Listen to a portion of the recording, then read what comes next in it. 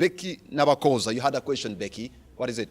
According to the fourth pillar in your manifesto, it talks about improving the working class and the families that are on the verge of losing their homes. But when you look at Uganda's status today, it's 69% of the Ugandan live on less than $1 per day.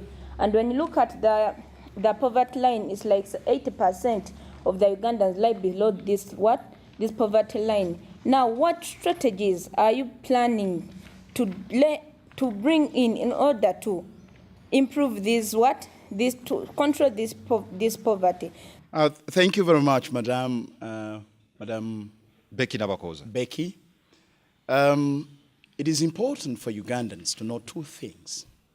Number one, that we can work within the burdens of our population to ensure that everybody can get a fair share of our national cake. If we curbed corruption, the very last question that we had, and the billions were there at the disposal of our citizens, and you don't leave them to face the wrath of Ofinka, Faulu, circles, which take a lot of interest of them, and you ensure that agriculture, when you tell them to plant either vanilla, maize, silkworms, you are going to provide the markets, and you are going to give them the subsidies that they have always enjoyed before this regime, so that they have not to invest a lot of their money into there, get it right, put the prices a little higher, because now you have a fully fledged cooperative movement with supporting banks like the Cooperative Bank, UCB, Greenland Bank, Centenary, real banks that can give them low interest rate loans.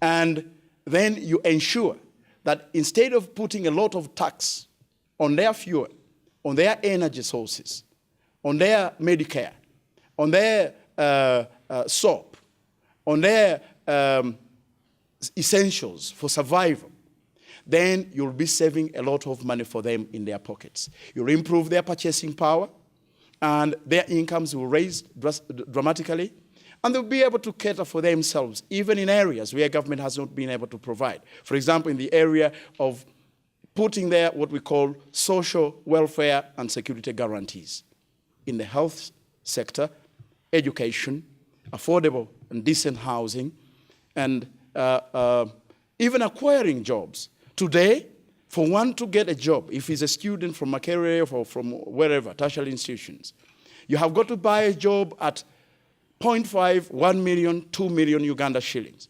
Ugandans have come to learn to live with that.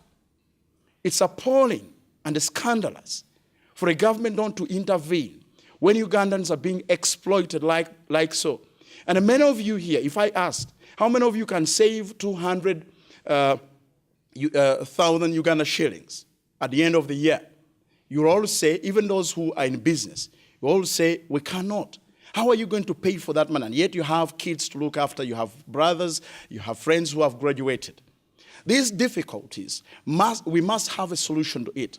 The poverty we have today is what I call politically engineered poverty. It's not the natural poverty that we find elsewhere, that other people are grappling with. It is the politics of one family, brothers and in-laws, that is usurping. And they're using their front men, some of them relative, the Basaja Balabas, the Angolas, and the like, to make sure that everything you do is going to end up, your sweat is going to end up in their pockets or in the Swiss banks.